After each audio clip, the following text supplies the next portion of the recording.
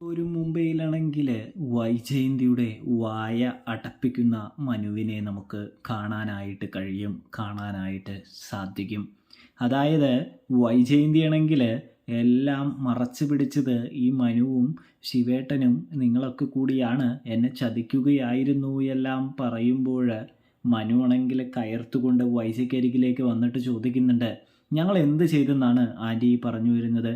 ആൻറ്റിയെ ജീവിതത്തെ സംരക്ഷിക്കാൻ വേണ്ടി ഞങ്ങൾ ഇങ്ങനെയൊരു തീരുമാനമെടുത്തതോ, അതോ അങ്കിൾ ചെയ്ത ഒരു നല്ല തീരുമാനത്തിൻ്റെ കൂടെ ഞങ്ങൾ നിന്നതോ?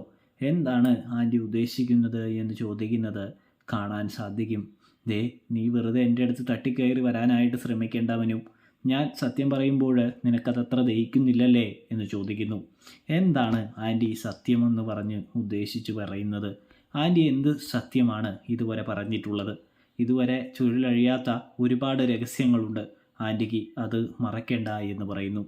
എന്താടാ മനു, നീ എന്നെ ഭീഷണിപ്പെടുത്തുകയും എന്നെ പേടിപ്പിക്കാൻ ശ്രമിക്കുകയും നോക്കുകയാണോ എന്ന് ചോദിക്കുമ്പോൾ ഒരിക്കലുമല്ല ആൻറ്റി. ആൻറ്റി ചെയ്തിക്കൊണ്ടിരിക്കുന്ന മാർഗവും വഴിയും എല്ലാം തെറ്റാണ്.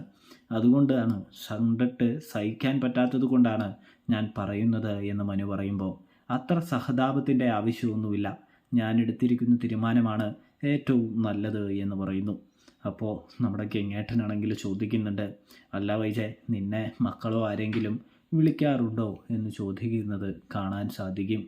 ഇതേ സമയമാണെങ്കിൽ ആരും എന്നെ വിളിക്കാറില്ല. അവർക്ക് അതായത് ബാലചന്ദ്രനെയും ആ അലീനയെയും മതി.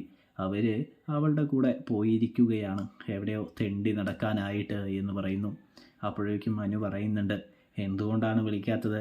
അമ്മയുടെ സ്വഭാവം അവർക്ക് നന്നായിട്ടറിയാം. അവർ നന്മയുടെ കൂടെ നിൽക്കുമ്പോൾ അമ്മ അവരെ അതിൽ നിന്ന് പിന്തിരിപ്പിക്കാൻ ശ്രമിക്കുമ്പോഴാണ് അവർ ഇവിടേക്ക് വരാത്തതും അമ്മയെ വിളിക്കാത്തതുമെന്ന് വൈജയന്തിയോട് ദേഷ്യപ്പെട്ട് പറയുന്ന മനുവിനെ നമുക്ക്